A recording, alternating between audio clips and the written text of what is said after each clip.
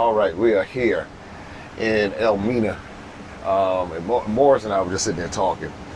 And I was telling them about how this whole DNA thing, like in America, there are these people who are saying that, like when you do the DNA test, that it's false and it's not real. It's done for entertainment purposes only. It can't tell you your ethnicity. It can determine your parents, but it can't determine like your cousins and all of that. So I said, okay, cool. Mm-hmm. You know, I'm the type of person that's like, well, let's go find out. Find out. Because I want to know. Want to know. I just want to know. If I'm, Choctaw or Cherokee or whatever, I want to know. Exactly. Because all the DNA tests that I took came back and said that a majority from Africa. From Africa. Right? Mm-hmm. Next up, European, and then a small percentage indigenous Asian American. Yeah. Notice I said, notice I prefaced it with that. So, but something I did, because these groups are starting to gain popularity in America in particular. They're getting popularity. Oh yeah, in America. Wow. So like, there are a lot of people who have been identified as African American who are now saying they're not African. Oh, they're saying that they are not African. Right, but if you look at them, they're African as all get out, but that's a whole nother story. So when you have these types of groups and mentalities, I always I go to look to the core of what's fueling it. And I have been finding that a lot of it's an offense. They're offended. They're offended with Africa. But yet many of them will still gravitate towards Europe. But you said many of them may be offended. Yes. Because of that, they are taking that stand. Well, they're offended because they oftentimes, in America, we've been told nothing but negative things about Africa. Good. Like I've told you, they told us that you don't like us and we don't like you. But like what you taught me about when you were growing up here in Ghana, about how they would tell you that the French were thieves. The French will call us, the English-speaking, thieves. Okay. So they call you thieves. Thieves. And what would the English say about you? And then the English will tell us that they are uncivilized. So we are more civilized than the French. And then we see ourselves more civilized than our brothers in across the border. Okay, so these would be other Africans. Yes, Africans. Other Africans. So the English-speaking Africans. English-speaking Africans would look at the French-speaking Africans as if they were uncivilized. Uncivilized. The French-speaking Africans would look at the English-speaking Africans. So they are thieves. They're thieves. They are thieves. So now that's what this is what I'm trying to get everybody to understand. That that's the British and the French. The British and the French, exactly. Right. But just look at this. Across the border, on the other side, we have Airways, and on the same that's an ethnic group, Airways, on the side of Ghana, English, and then when you cross the border in Togo, you have the same Airways, but they speak French. Right. Good. Like the Akan in Ghana and Cote d'Ivoire. In Cote d'Ivoire, right. The same. Right. And so the same Airway man will cross the border into Ghana and see us as, they are thieves. And will be telling his family anytime they come around, be careful, these people, they are thieves. Be careful of them. And then we also see them say, they are here. These people are uncivilized. They don't know anything. Interesting. And so this kind of idea, I may say ideology, has been there for years. Yeah, hundreds of years. Oh, for years. And because of that, some of us did not even try to learn French. I have heard. Did not even try to learn French. I've heard the same thing from Francophone countries or French-speaking countries. That they look down on people who speak English. Good. Africans who speak English. Okay, so when I finished school and I got a job with this company, a company that deals in Nissan. We do sales and services. Okay. And so Nissan sold more of its vehicle to United Nations. And the United Nations is to send his experts to UN missions. But UN asked United Nations to get his agents in Africa to go and do that work. Okay. And so some of our colleagues were taken to Angola, Mozambique. Now those are Portuguese speaking. They are Portuguese speaking. Okay. But they are going to work on UN mission, you know. And so I didn't get that chance. So I wrote a letter to United Nations, you know, for a job. Now, and a friend of mine who speaks French speak French and speak English, had a UN job. So because he spoke both languages. But because you did not learn because of what they told you. Yes. Now it costs you an opportunity. Exactly. So, and I know about 5 people who had international jobs. Because they can speak multiple languages. They can speak English, they can speak French. Even their English is not good. But perfect. Enough to get a job. Yes. You can speak, you know, and you see, it cost us a lot. But look at it in this way too. Look at this. Ghana, we have, at the top, we have a French-speaking country. Right. Burkina Faso. And Mali. And then we have, on the east is Togo, French-speaking country. And on the west is Cote d'Ivoire, a French-speaking country. And you see, before you get to an English-speaking country, you have to go to 2 French-speaking countries before you. But here we are, cannot speak French. And because of that wedge, that big wedge. And that wedge is what they have told us about Africa and America. So, and this is what I try to get people to understand, because some people say, well, why do we keep talking about this? This stuff is old. Slavery's old. Can't we move past it? Can't we get beyond it? And what I am trying to get people to understand is that the system has just modified itself. Although it's not chattel slavery, it's the same system. It's the same system of education, the same cultural systems, the same religious systems, all of these same systems are in place, which have been designed to keep us separated. To keep us separated. The desire, scoot a little bit because I think you ought to. There we go. Okay. All right. Oh yeah. So the thing is that they did not want us to have this conversation. They don't want as I was starting the conversation talking about the DNA, they don't want us to see the connection, the genetic connection, the cultural connection, the historical connection. They want to make sure that all of that is separated. And so in America, there's this movement of people who are saying that what we went through in America with slavery was somehow particularly unique. Now, if all you know is America, if that's all you know, then you don't understand what happened here. The plantations that were happening here. The same chattel slavery that was happening here in West Africa, Central Africa, Congo, parts of South Africa, or Southern Africa, even in the East, and how the migrations would take place from here, and it would go to the East. But when someone's mind is so closed, that because my thing is, you know, what I'm going to do, and I think what we should do, because Paul did his DNA, I think we should do your DNA. So tell me, as Elikem did his. As Elikem did his. So you come from Ghana. I come from Ghana. So when and we're going to show Paul's results and everything. Here's where because my thing is this. I say it again.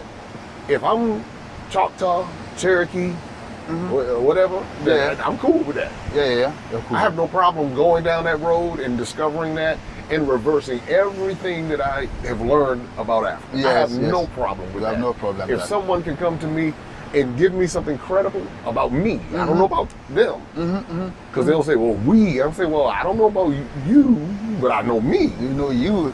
I know what I've done My genealogy, my ancestry, my DNA, it comes here, Europe, and a small part Asian. Indigenous America. Mm-hmm. So when the way that we put all of this to rest is to bring the test over here. To bring the test over here. Right. Mm-hmm. Because at that point, because I hear people, well, you can't determine ethnicity with them tests. That's what they would say. Well, everyone who has taken the test here, it has lined up perfectly with what they know about their genealogy, what they've been taught. And many of these people don't travel all over like how we do. Yeah. They're not, I'm going all over. Yeah, you're going all over. Most, or many I should say, are in one region. They know that one area. Mm-hmm. And so there's no, there's no reason for them to make up something. And these companies don't know. And let me say this, I'm not getting paid by a company. I'm not even an advocate for a company like this. So companies in America do come out to doubt or challenge the DNA tests. No, Negroes in America. Okay. Who don't want to be African. Who don't want to be right. To be tagged as African. They don't want to be African. Mm-hmm. And no matter what, they're going to dispute and argue that they got African in them. So they're going to be like running around on the reservation with feathers, talking about they're that. Yeah. Because but I mean, but it's the same thing that the French did with Africans. The French, yeah. Remember what you told me about how the French would tell the people that they were French. They were French, yeah. But they weren't African. No. And so then they're like, oh, like Africa's some distant place. Oh, yeah, but for real, bonjour, bonsoir, je m'appelle. And it's like, nah, what about your native, what about that flow? And so here's where it gets even deeper.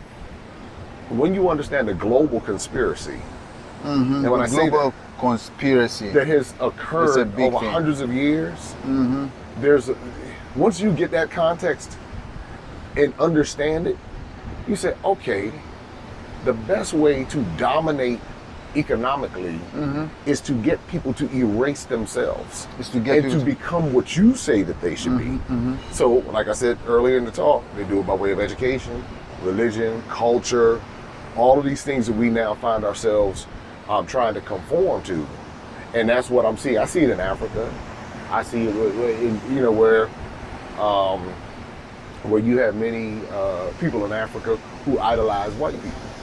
Yeah. Have you seen that? Oh, a lot. Oh, a lot. Okay. A lot. So what have you seen? A lot. We've seen people who even don't want their indigenous names to be mentioned. Like here we are in Elmina. Okay. Now the people of Elmina don't have names like they have names like Blankson, Johnson, and all that. But when you look at the educated now, some majority of lawyers, judges, majority of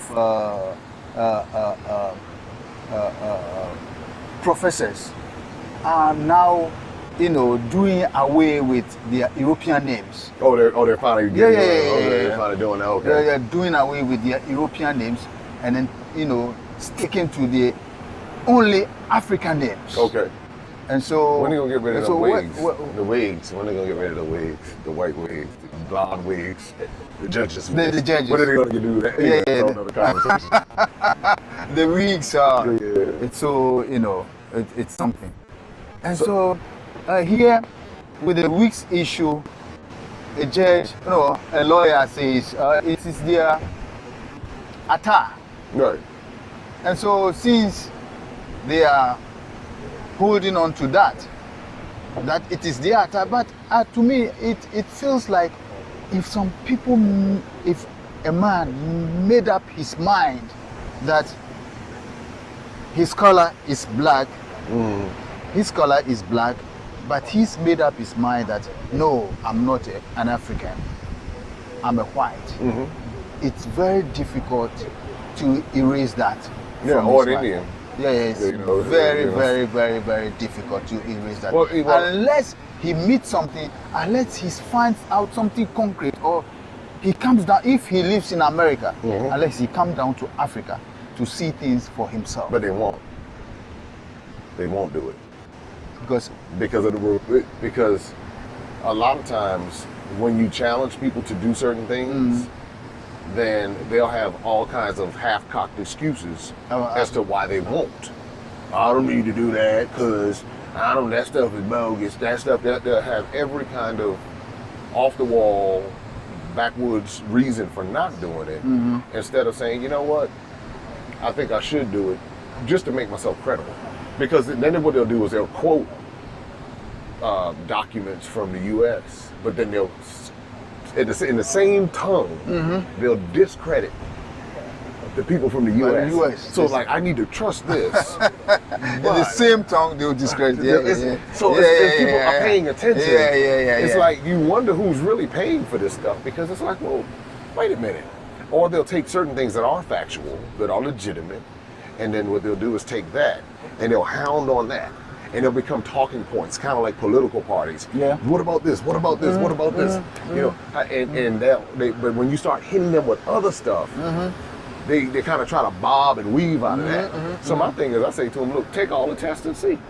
Take the test and see. Take the test, but and if it comes back, you know, whatever kind of whatever, it is what it is. But the thing is that in America, many of us are a melting pot. We have all types of DNA in our system because of just what happened as a result of what happened here and there and all over. Okay. So it's not like we just have one. Like say people who have always been in Africa, that's what you discover. They'll have a particular ethnic group running through their veins. So what do you think you have running through your veins? Me? Yeah, what ethnic groups do you think? I'm an African. Okay. So what? From West Africa. Okay. I'm an Ewe, dad Ewe, mom Ewe. What else will I say I am again? Okay, so Ewe. Ewe. So that means that you could potentially come from Togo, the region of Togo. Good, because Togo. I knew that our ancestors migrated from Benin. Okay, so in a town, let's say Benin, Nigeria, anywhere. Good. Okay. From in a town in Benin, and then they migrated from a town in Benin called Moche. Okay. And then they traveled through Togo, Togoland, and then came to this land called now Ghana. Right. And to offer some historical context to everybody, these borders that we are talking about are artificial, made-up borders. Artificial made-up that didn't exist. I mean, when you would just take West Africa as a piece of land, it all is a clump together. The only people who changed that were the imperial powers who came here and did this. So but we're going to take your DNA. Now, he has not done it yet. Yeah. All right, we're going to do Ancestry.com. I'm not promoting, marketing, advertising, or anything. We can do 23andMe, we can do MyHeritage, we can do whatever. We can do African Ancestry. We can run it down the whole gamut. Let me ask you this: have you come across a scientist who claims there's no God before? Have I come? I don't. A scientist. I mean, I haven't talked to any to I don't know. I've read about prominent scientists. Japan, scientists from Japan, England, the United Kingdom, USA, who believed that there's no God at all. Oh, they may. Well, I mean, I've heard that before. When they climb that shuttle machine and then go on the moon and then come back, they believe they believe when they believe that there's God. Oh. When they climb or they go into the shuttle and then go on the moon and come back to Earth, they talk about how the Earth looked like, and it wouldn't have come back, it wouldn't have come out, come by itself. Okay. Somebody definitely created it. Now, I'm tying these to our brothers who lives in the diaspora, who think, oh, we have nothing to do with Africa, or we are not Africans. They should even try and come here. And disprove it. Yeah, just come here. But they're not going to come here to disprove it. They're not going to come here. No, they're not going to do it. Oh, then No, because they have an audience in America who has been brainwashed the same way you all were brainwashed about the French, and we've been brainwashed the same way. Then they are acting like the ostrich. Okay. They're acting like the ostrich, exactly like the ostrich. Okay, break that down. Their head, they heard a plane, a noise, and they run. They want to hide, and they hide their head. But the whole body They're still sticking is about still sitting outside. That's what they are. Well, I will tell you that a lot of people, because of the traumas that we went through, many of us are very cynical and suspicious of anything that we taught in America, which is justifiable because of the crappy education system, the bogus political structures that have been set up, the colonized religious systems that have been set up. So people are susceptible to a lot of different things simply because of the exposure or the lack thereof to real world experiences. Now somebody said, well, I travel the world, this, that, and the other, but to come here to disprove,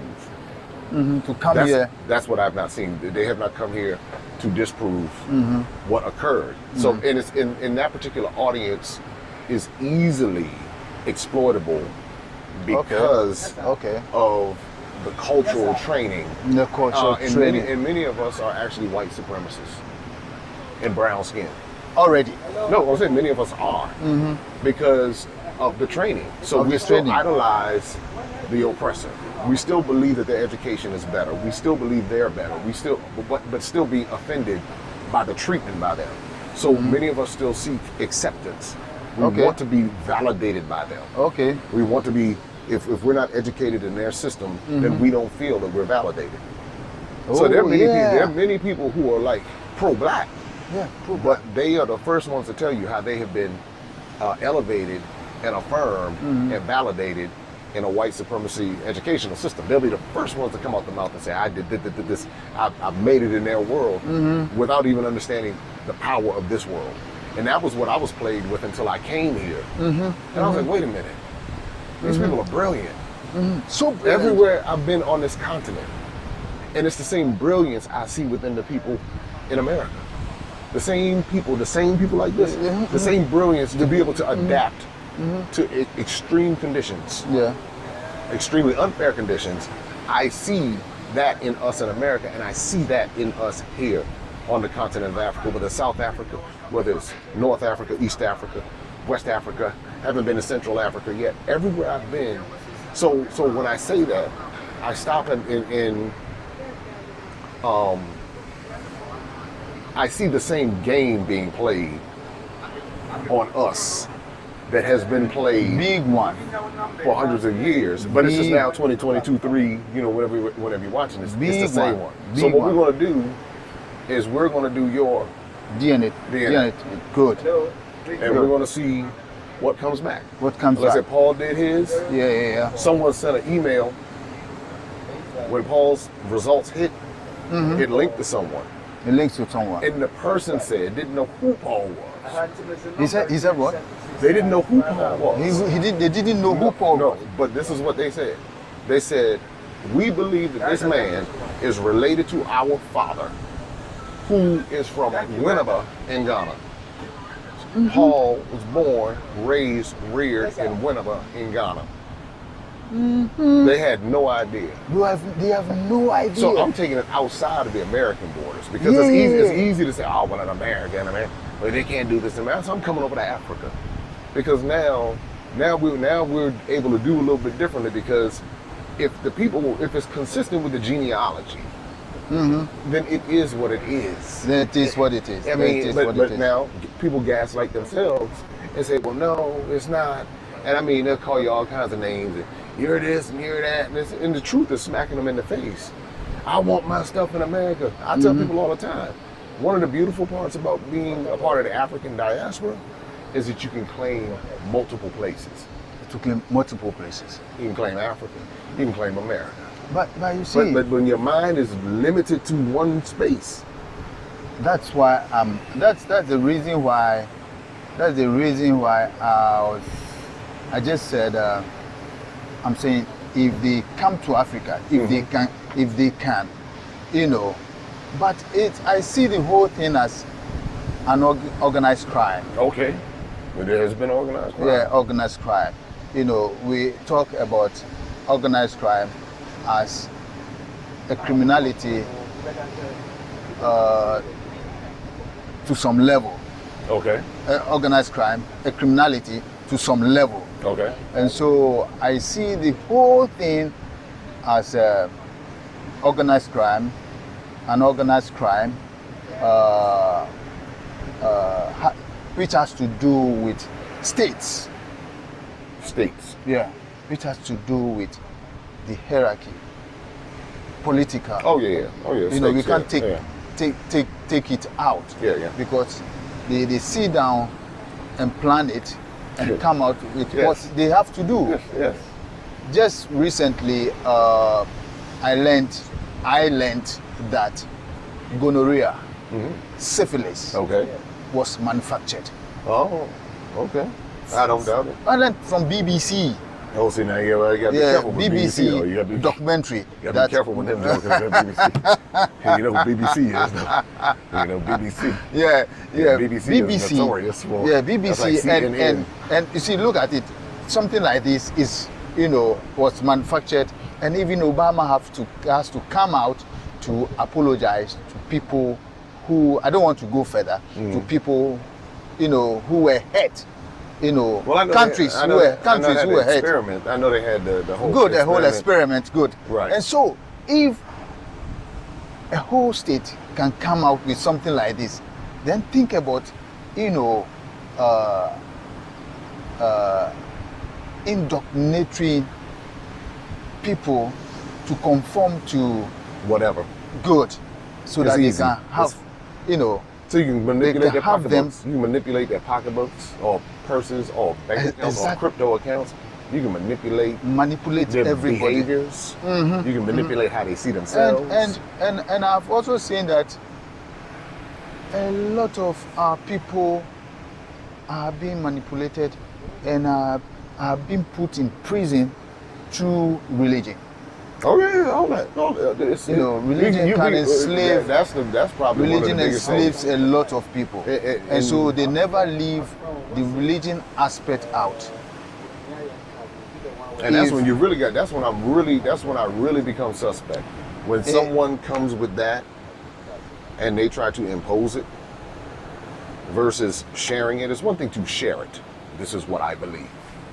It's another thing to impose it and say, you better believe what I believe or else. Or else. That's when I know somebody's been fooled. Yeah. If you don't do it the way I do it. And then you have 10 people in a row saying this. We know the truth. We know the truth. We know the truth. We know the truth. Now I spent over 25 years in the church world, so you know, so I can tell y'all some stories. If everybody knows the truth, if everybody knows the truth, which one is right? If everybody knows the truth, do you know what's going to happen? I shudder to think. Africa will change. Africa will definitely change. Yeah, Africa will change, and we will not be where we are today. Well, the reason being that if everybody knows the truth, I'm talking about Africa. If we here on the continent will know the truth, we know about the manipulation. But a lot of people don't want to know it though. When I went to certain parts of Africa and I started talking about them judges, there were Africans who defended, you know, that without even understanding that the Europeans, the British, don't even wear the wigs anymore.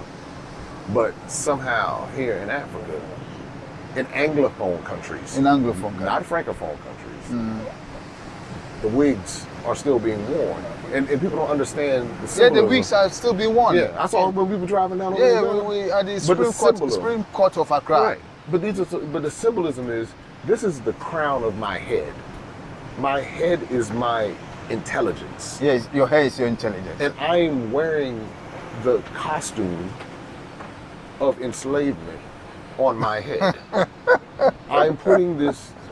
I'm supposed to be also among the most intelligent now. You're supposed to be among the most intelligent. But now, to be fair, some people know that this stuff is insane. But what they're forced to do it because of the whatever the rules are. If they can speak about it, it can change. It can change. But why? Then why do they keep quiet? Well, because who controls it? So I said, well now, because if the British don't wear it anymore. The British don't wear it anymore. Why the Africans wearing it? So it tells you that there is this mind game. But the same thing happens in America with in black cities. If you get, or if you really get a leader who's trying to change things, they run them out of office, or her out of office, or they kill them. Same thing happens in America. If you have politicians who are really trying to change things, then what they do is they'll come up with some crazy charge and get them out of office. That's why I call this big manipulation organized crime. It is. Organized crime. But the people love it. The people support it. The people vote for it. The people vote. The people love it because they've been manipulated. They don't know where they are. I see as they are in prison. You know, they've been manipulated. Let's take it for example. If your chief or your king, who is, to see to everything in your city, is manipulated. And then he wields power, respect, and all that goes with it. He can manipulate a lot of, or influence a lot of families. Yes. Majority of families. But they do that in America too. What they do is they'll put a black person up because we're black and white in America. It's not black and white here in Africa so much. And all you have to do is put a black person up, and I say black meaning just so you know what I'm talking about, and they say the same things over and over and over again. But nothing ever really, really changes. And then when you find out it's really about classism and elitism. And so the uppity Negroes, the uppity blacks, need the poor blacks to keep feeding their political egos. They need them there to manipulate the votes so they can continue to be pawns for the white supremacy system that they are now in. But they don't mind doing that because they get the spoils of the manipulation. They're like, look, we'll give you a little bit of this, a little bit of that. We'll give you a good name for yourself. Because the black man, all he needs is recognition. The documentary came out in 1954 called Selling the Negro, broke this down about how easy it is to manipulate the black person because recognition, acceptance, people pleasing, image keeping, all these different things image keeping, are part of that culture. And if people don't recognize it, that's why people go to church. They go to church with the best outfit on, but then go to work or not even go to work. But somehow they go to church. They go to church, with the best outfit. But not even go to work. No. They won't even show up. No. Whatever, So it's these different things. I see the similarities, and a lot. It's big. Yeah, I see it's big. So this is what we're gonna do. It's big. We're gonna do your DNA. The DNA, And then when the results come back in, we're gonna sit down. Yeah. We're gonna analyze the results. And then we'll take it from there. But this is mind-boggling because if a court, if in the U.S. they can set up a legitimate court, and people will go there, people who have marital issues with their children. Right. I know. With their paternity. Find out the paternity. Well, they have Maury Povich. And whatever comes out, they accept it. It is what it is. And uphold it to be authentic. Right. What about, Well, we can even take it deeper. what about, doing your ancestry? Well, I've done mine. Yeah, if you've done yours, I will also do mine. So you do yours, and from there, we will know. Yeah, we will know. Because you're here in Africa. Here in Africa. So he's outside of the box, y'all. Yeah, I have never even gone to America before. So you're in your own. So it's and again, y'all got to come outside of this box. Mm-hmm. Because if you don't come outside of the box, you'll only be thinking in the box and really missing out. I'm telling you. Yeah, they have to come outside the box. But so many people don't want to because they're offended. They're offended with what they've been told about here, but they don't even know about here. That same educational system where told them they sold this, that's the same thing but without even understanding how deep this thing goes. That's why you have the Haitians and the Jamaicans not liking each other. Haitians and Jamaicans. So you have all. You even have the gangs in America not liking each other, and all because of this mind. I even thought of this. You see the caste system in India. Yep. I wonder they're still holding on to this caste system in India. Oh, they do it. And guess who colonized India? The British. The British. Yeah. And just look at it. An Indian with a skin like me, the same dark skin. Yes. And an Indian with a light skin cannot marry another Indian with a light skin. I met. But the same Indian. And so it's divide and rule. Yeah. Divide and get their resources. Divide and rule and divide. Divide and get their resources. So get their resources, get their mind, get their labor, get their everything. Hearts. Because now the people want to aspire to be like them and not recognize the value and who they are. So I read about apartheid, what happened in South Africa. Mm-hmm. The blacks were used more to brutalize their own brothers and sisters. Well, that's how they do it even now. They use the blacks to brutalize their own brothers and sisters. And they pay them. Well, they do it because people are willing to. That money trumps everything. That money, that power, that ego, that transcends any ethnicity. Money. Absolutely. It transcends everything. Because people would be willing to sell out. Because like people are upset with people from Africa saying, oh, well, they sold my people into slavery. Mm-hmm. They ain't sold them into slavery. But they don't even see how the people, them same politicians are selling them into slavery today. In America, the same ones that they vote for, time and time again, doing the very thing that they accuse Africa of, but somehow it's okay. Because that's a black man or black woman or whatever. It's a very diabolical condition. And because of this, most of our women to keep, because of this manipulation, it has eaten, gone down deep. And this also made our women to do what? Bleach their skin.